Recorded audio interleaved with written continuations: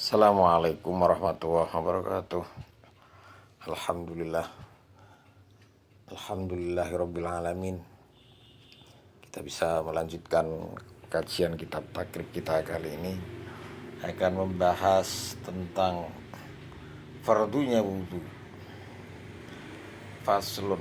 Bismillahirrahmanirrahim. Qala al-musannif rahimahullah ta'ala wa nafa'ana biwa bi'ulumihi bid daraini amin. Faslun ay hadza faslun utawi iki iku faslun pasal wa furudul wudu'i lan utawi fardune wudu iku sitatu asya'a ana 6 perkara. Jadi yang menjadi rukun wudu, hal-hal yang harus dilakukan dalam proses wudu itu ada 6. Ini tidak boleh ditinggalkan. Dari 6 hal ini harus dilakukan semua dalam aktivitas wudu. Ketika satu tidak dilakukan, maka wudunya menjadi tidak sah. An-niyatu, niat. Yang pertama niat.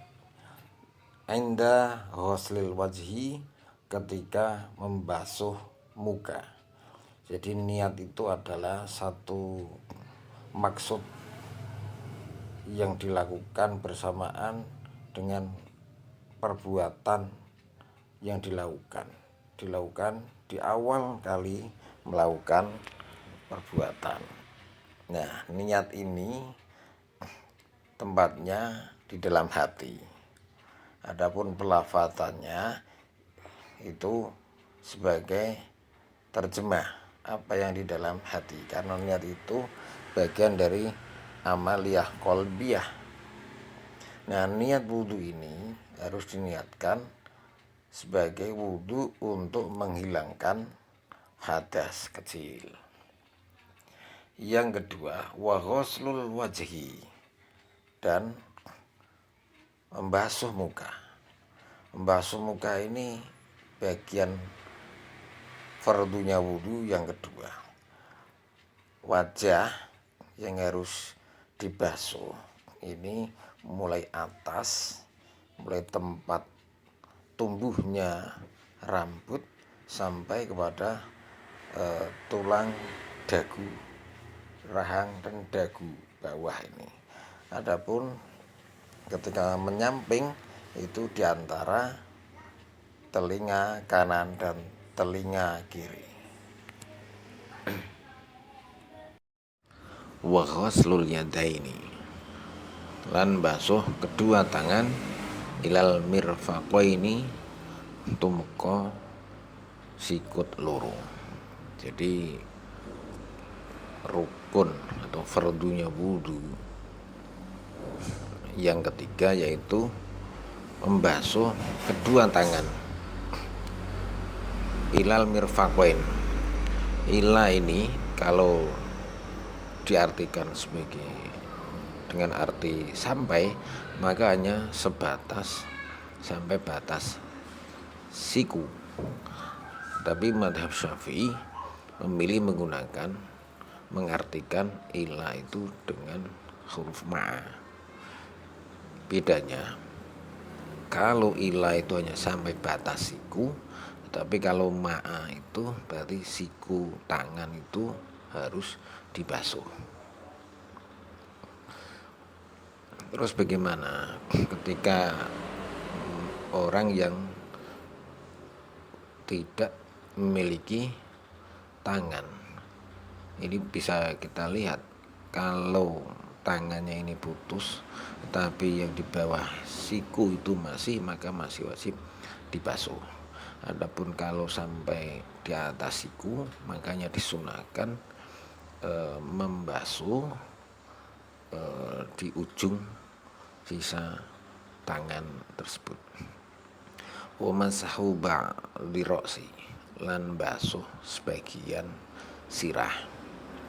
Jadi yang dibasuh ini hanya sebagian, boleh dengan menggunakan satu jari atau rambut.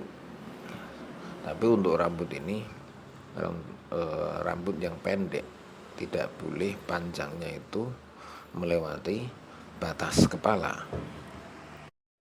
Wa ghuslu rijlaini, dan membasuh kedua kaki ilal ka'baini, sampai mata kaki, kedua mata kaki. Jadi sama, ila ini diartikan menggunakan huruf ma beserta, artinya kedua mata kaki ini harus dibasuh. Makanya yang lebih aman ketika wudhu membasuh tangan dan kaki itu dilebihkan, yang tangan di atas siku, yang kaki di atas kedua mata kaki. Wa tartibu lan tertib alama ing atas perkara zakarna kang wis nyebut sebagai tahu ilmah. Yang terakhir, fardunya wudu ini harus tertib sesuai dengan urutan perbuatannya. Jadi dimulai dari niat, membasuh muka, membasuh tangan, mengusap sebagian kepala, membasuh kaki, itu harus dilakukan secara tertib. Ini sebagaimana yang dipilih menurut madhab Syafi'i. Maka ketika ada orang